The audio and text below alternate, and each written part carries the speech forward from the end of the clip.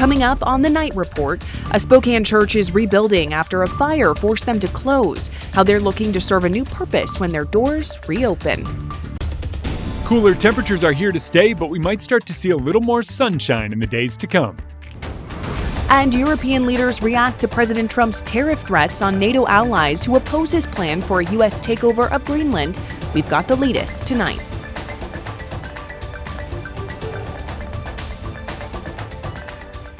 Good evening and thank you for joining us for KREM 2 News. I'm Sydney Schofield. A church on the South Hill is one step closer to having a new space for their congregation that'll offer more than just a place to worship, aiming to provide more affordable housing in Spokane and a new chapter for its members. KREM 2's Connor McAvoy shows us the next steps for Bethany Presbyterian Church.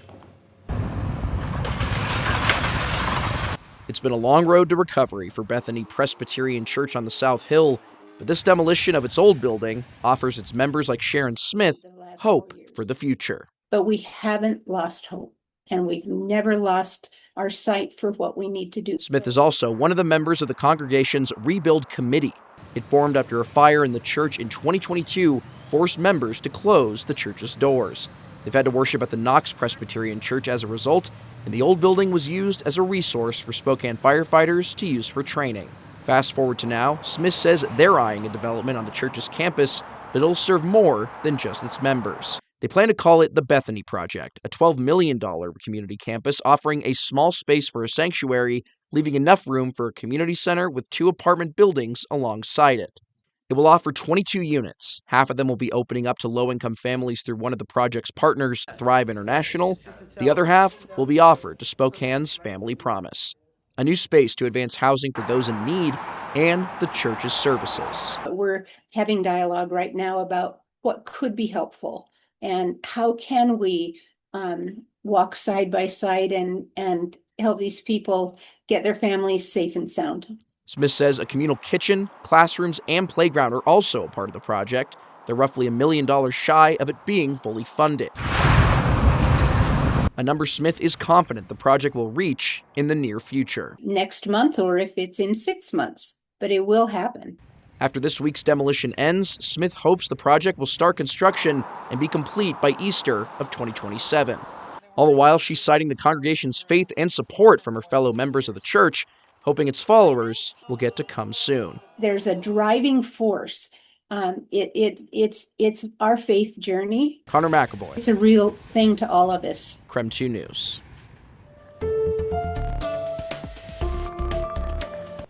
It's time for your Night Beat with a quick look at today's top local stories. The investigation continues into the double-decker transit bus that smashed into one of the railroad bridges in downtown Spokane.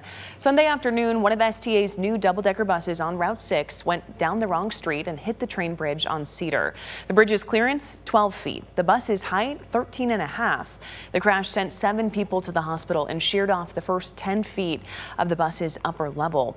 STA officials are trying to figure out how this could have happened. It's very early on in the investigation. We're really looking into understanding both the actions and inactions of the operator, the technology systems, the other circumstances related to the event. Now that driver has been placed on administrative leave. As for the rest of the double-decker bus fleet, they will not be in operation during this investigation. The Spokane County Sheriff's Office says it arrested a man who attempted to rob a business yesterday. They since learned that 48-year-old Lawrence D. Jones had over 50 previous arrests, including misdemeanors and felony convictions.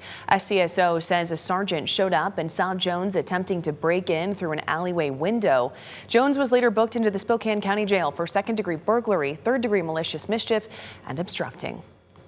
And tonight, we're learning a 61-year-old man convicted of 47 felonies will now spend another roughly 5 years in prison for retail theft in Spokane Valley back in 2023. Despite the defense requesting a drug treatment alternative to prison time for Shannon Morley after his latest conviction, the judge said his extensive criminal history warranted more time behind bars, sentencing him to 57 months for stealing equipment twice from the same truck stop on Broadway in Spokane Valley nearly 3 years ago. The Spokane Valley Police Department praised the decision in a social media post today, thanking the judge, prosecutor, and law enforcement partners for their work on this case. Idaho Fish and Game is proposing new regulations on hunting technology this legislative session. They're considering this because of how quickly hunting technology is advancing. Some of the regulations would be that hunters cannot use drones or use night vision for scouting, hunting, and retrieval. It also would regulate the use of thermal imaging technology and trail cameras. Hunters say they understand the need for regulations, but don't want the new rules to affect their freedom to hunt. That's it for your Night Beat. For more on any of these stories, just head to our website, KREM.com. All right, let's take a break from the headlines now and talk weather with Chief Meteorologist Jeremy Legoo. Jeremy, it's been pretty cloudy and chilly these past couple days, and I'm really hoping we're going to see the sun sometime soon. Oh, I think tomorrow brings a little bit of it at the very least. Things are starting to shift right now. Notice the wind out of the south at 6 miles per hour. You can see the flags starting to move a little bit. That is great news when it comes to getting rid of our air stagnation. Still in effect through 4 p.m. tomorrow, but as wind picks up, we'll eventually start to see it shift. That shift arrives as a disturbance slides through Montana. It's enough to push all of our clouds out, and by tomorrow afternoon, I think we wind up seeing sunshine. Really, I do. And then eventually it's kind of the return of clouds. Wednesday, Thursday, bring about a mix of clouds and sun. Nothing crazy, but still enough that I would say don't count on brilliantly sunny skies. However, there is the chance of sun every single day. The mechanism that brings us clouds these next few days is much different than our stagnation that kept the clouds and low fog around for the past week. So, next few days, trend slightly warmer, and just a little bit sunnier. Jeremy, thank you. Still to come tonight, European leaders are firing back after President Trump's comments over the weekend regarding Greenland. We have an update in that story. Plus, we'll dive into Governor Bob Ferguson's proposal for the state's emergency reserve and how he says it will help with the budget deficit.